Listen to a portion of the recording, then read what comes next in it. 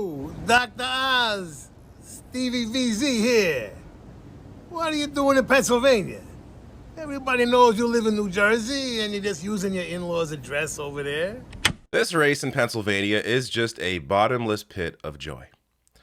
John Fetterman has now increased his lead over Dr. Oz, and this is according to a Fox News poll. So I will show you what those numbers now are, and also Dr. Oz caught going on a European vacation in the middle of this race. So I'll get to that as well, and I'll also show you some recent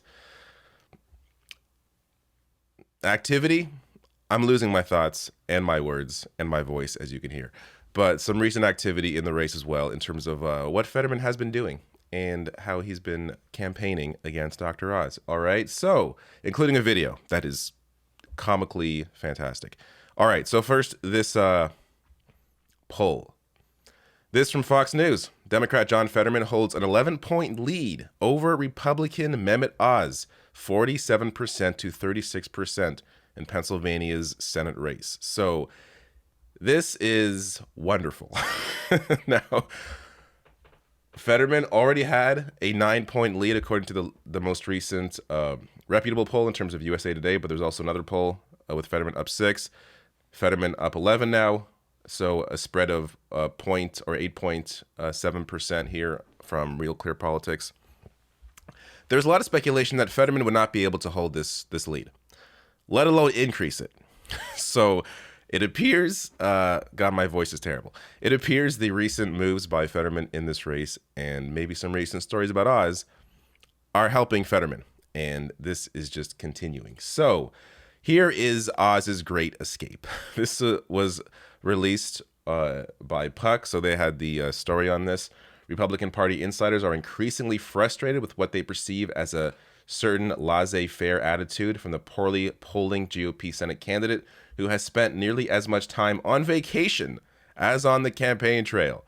So going deeper here from the Intelligencer, New York Magazine, Puck is reported the former TV personality was in Palm Beach, Florida until June 9th at least, not holding his first post-primary event until June 10th. Oz reportedly also traveled to Ireland to visit family at the end of June and did not return until early July. The trips have allegedly frustrated the National Republican Senatorial Committee and even former President Donald Trump, who endorsed Oz during the close Republican primary, according to Puck. A spokesperson for the NRSC pushed back on that characterization, and Oz recently released his first general election ad in conjunction with the group. So, Oz on vacation for half this campaign so far.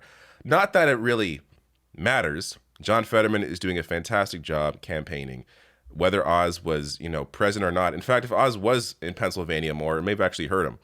But Fetterman, of course, running away with this race right now. Now, let's be clear. This race is not over. The vote is in November. A lot can happen. Of course, a lot of money will be poured into this race to benefit Dr. Oz because a lot of the powerful special interests do not want Fetterman there, as he is more of a progressive than what they are used to seeing in the Democratic Party.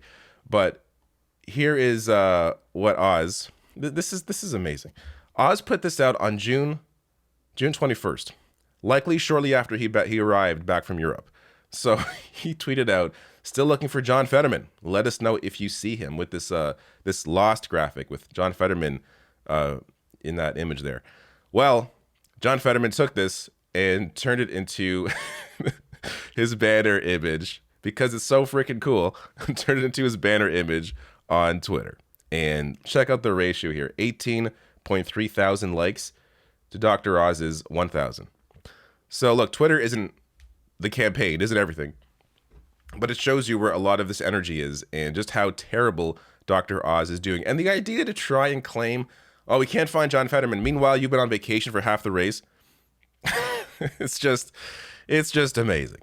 Now, another example of some of the shit posting that's been going on.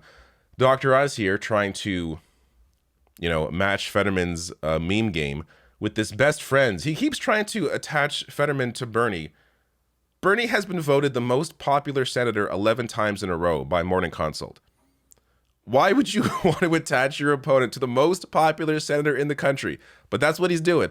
So here you have a very poorly photoshopped Bernie Sanders and Fetterman here over the Step Brothers image with best friends. Well, Fetterman responded, "Graphic design is my passion." Just freaking brilliant. And if you want a running list of the best burns that Fetterman's been putting on Twitter and generally about Dr. Oz, this Jezebel article breaks a lot of it down, so I will link to that below the video. You can check that out.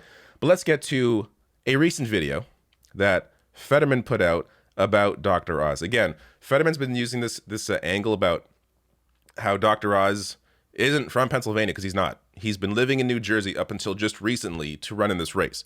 So he uses that again for this brilliant campaign ad. Yo, Dr. Oz, Stevie VZ here. What are you doing in Pennsylvania?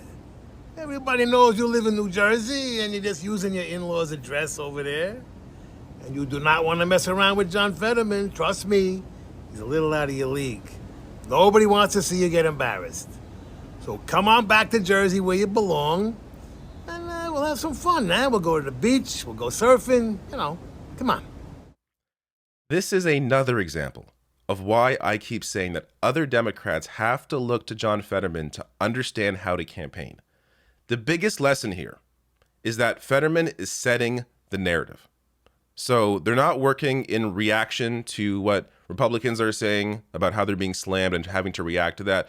Fetterman is setting the narrative for the campaign, being consistent in his messaging about Dr. Oz. He's not from here. He's from New Jersey. Why is he here?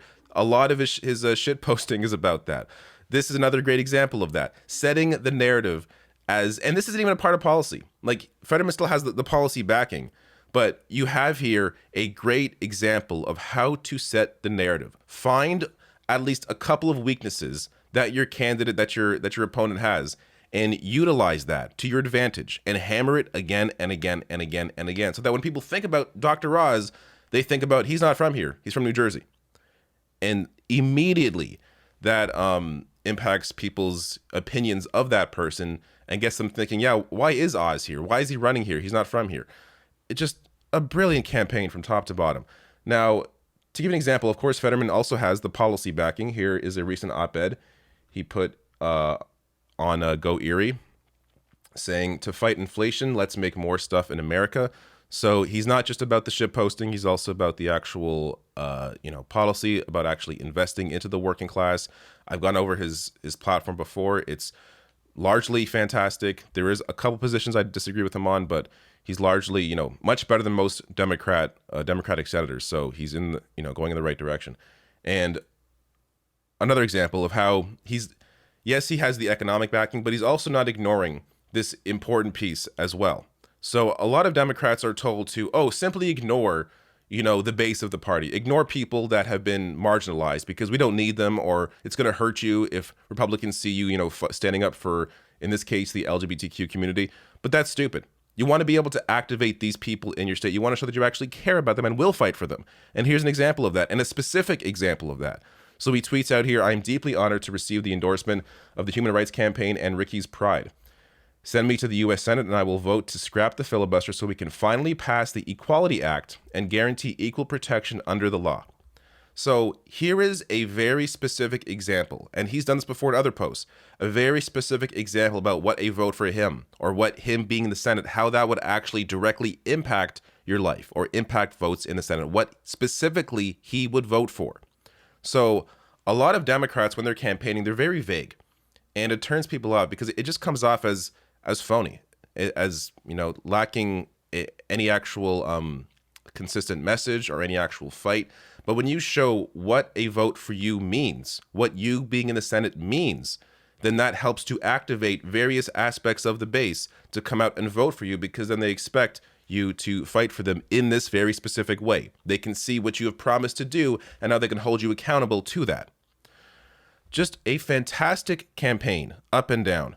It really is a lesson for everyone else who is running against, just these terrible Republican candidates that either are completely phony or don't care or are just absolutely terrible people. And in general, They are terrible people if they're in the GOP with the shit they're voting for and voting against. But you have here an example of how you can push back against that, how you can set the narrative, how you can make your opponent look like a clown. A lot of Democrats could learn from John Fetterman, and it's good to see him right now increasing his lead over Oz.